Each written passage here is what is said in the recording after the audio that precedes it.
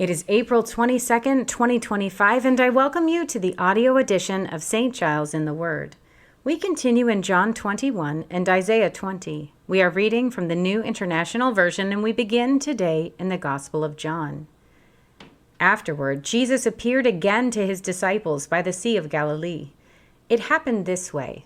Simon Peter, Thomas, also known as Didymus, Nathanael from Cana in Galilee, the sons of Zebedee, and 2 other disciples were together.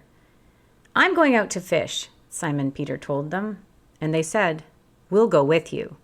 So they went out and got into the boat. But that night they caught nothing.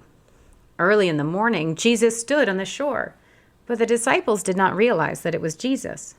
He called out to them, "Friends, haven't you any fish?" "No," they answered. He said, "Throw your net on the right side of the boat, and you will find some." When they did, they were unable to haul the net in because of the large number of fish. Then the disciple whom Jesus loved said to Peter, "It is the Lord." As soon as Simon Peter heard him say, "It is the Lord," he wrapped his outer garment around him, for he had taken it off, and jumped into the water. The other disciples followed in the boat, towing the net full of fish, for they were not far from shore, about 100 yards. When they landed, they saw a fire of burning coals there with fish on it, and some bread. Jesus said to them, "Bring some of the fish you have just caught." So Simon Peter climbed back into the boat and dragged the net ashore. It was full of large fish, 153, but even with so many, the net was not torn. Jesus said to them, "Come and have breakfast." None of the disciples dared ask him, "Who are you?" They knew it was the Lord. Jesus came, took the bread, and gave it to them, and did the same with the fish. This was now the 3rd time Jesus appeared to his disciples after he was raised from the dead.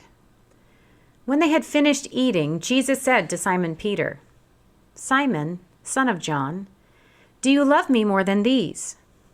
"Yes, Lord," he said, "you know that I love you." Jesus said, "Feed my lambs." Again, Jesus said, "Simon, son of John, do you love me?" He answered, "Yes, Lord, you know that I love you." Jesus said, "Take care of my sheep." The 3rd time he said to him, "Simon, son of John, do you love me?" Peter was hurt because Jesus asked him the 3rd time, "Do you love me?" He said, "Lord, you know all things. You know that I love you." Jesus said, "Feed my sheep.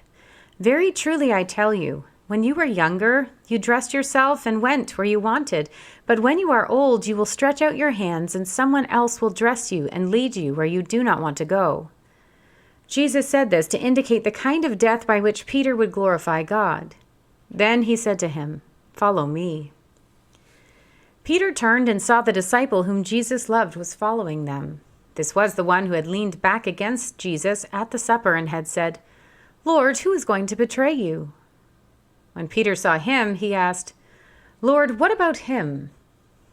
Jesus answered, "If I want him to remain alive until I return, what is that to you?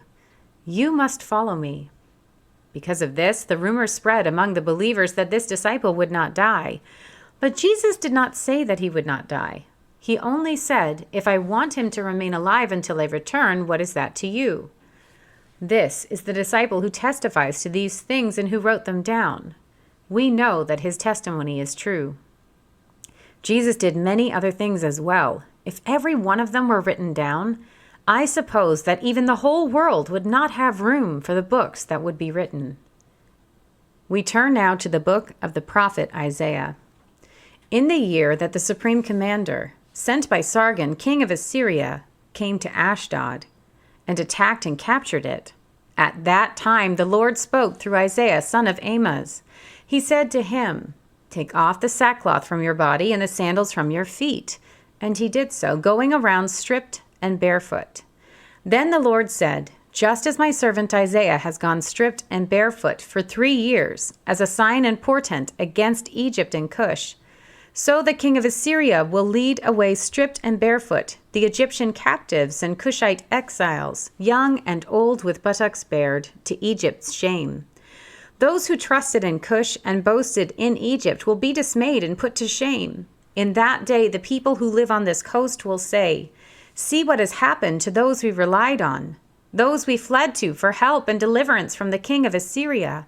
How then can we escape?" Here ends our reading for today.